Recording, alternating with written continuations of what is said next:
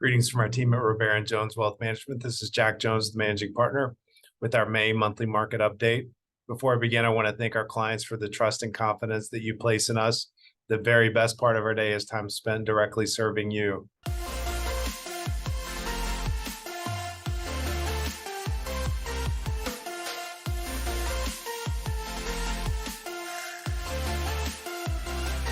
So there's a lot going on today. We'll kind of get right into it. Before I do that, I want to thank many of our clients, over 100 that attended our recent quarterly investment forum at Perry's over lunch. The next date for that will be in late July, and we hope to see many of you there.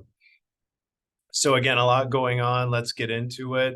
So year to date, the market was as low as -8. It's fractionally up now year to date.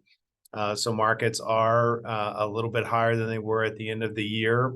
But zooming out a little bit, if we look at the market since the October lows, we'll see that from October until the end of April, the best performing part of the market was international, up about 32%. US stocks up about half of that.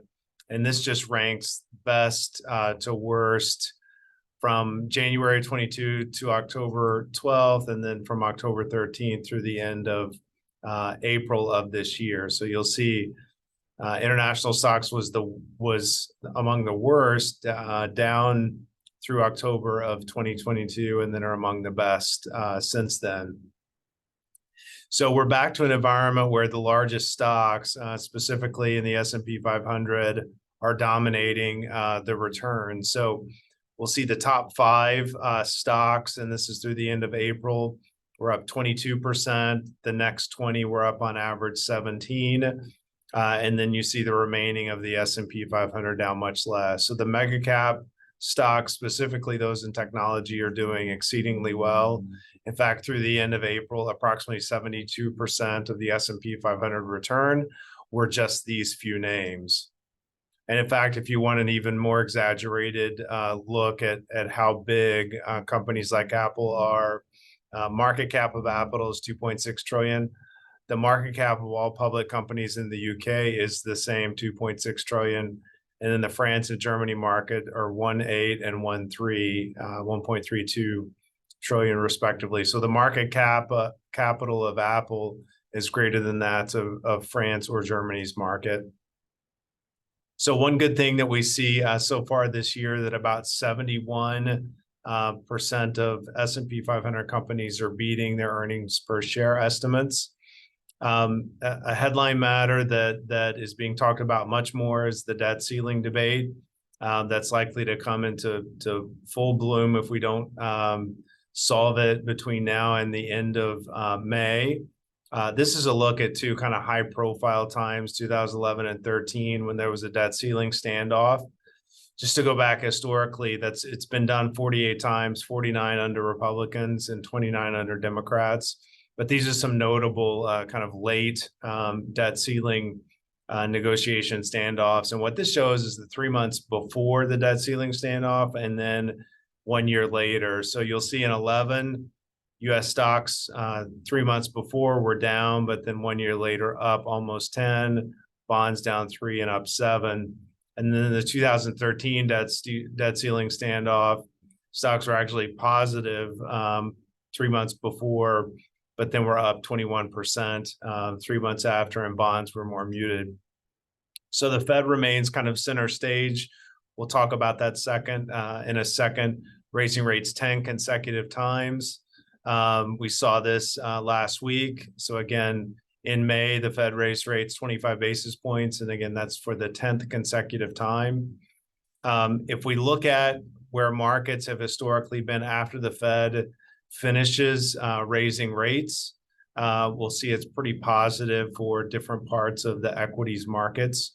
Again, if we look at the 12-month after the last rate hike, we also had a jobs report, 253,000 added, employment ticked down to 3.4, average hourly pay ticked down to 4.4 annualized.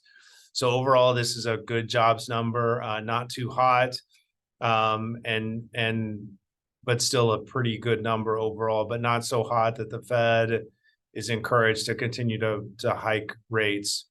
We're in a period of time where money markets, which are paying a decent yield now, are at a high of 5 trillion. The 3-year performance when that happens is typically good for stocks. So this shows going back to 1926, the 3-year following a peak in money market assets, 03 to 06, 9 to 12, and then 20 through April of 23. So we'll see what happens this time, but it tends to be good for the 3-year forward performance of the stock market after a peak in money market assets. So this is inflation. So this looks at inflation, which peaked, at least at this point, at 9% last June, to where it sits today at 5, or actually the most recent read is just a little bit under 5.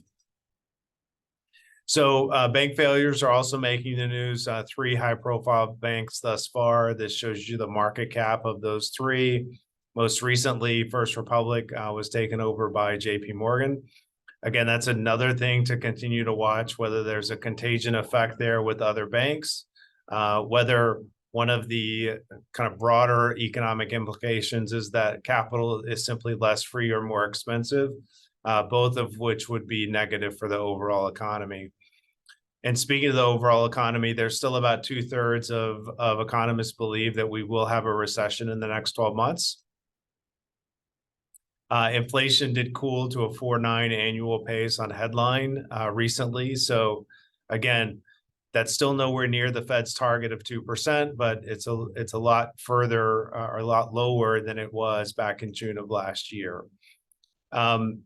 When we see peaks in inflation, again, this presumes peak was June of 22.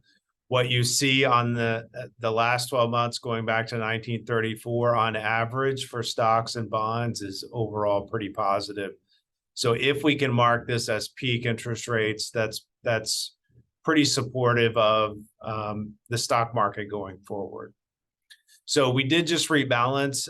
We sent trade notes about that in the last few days.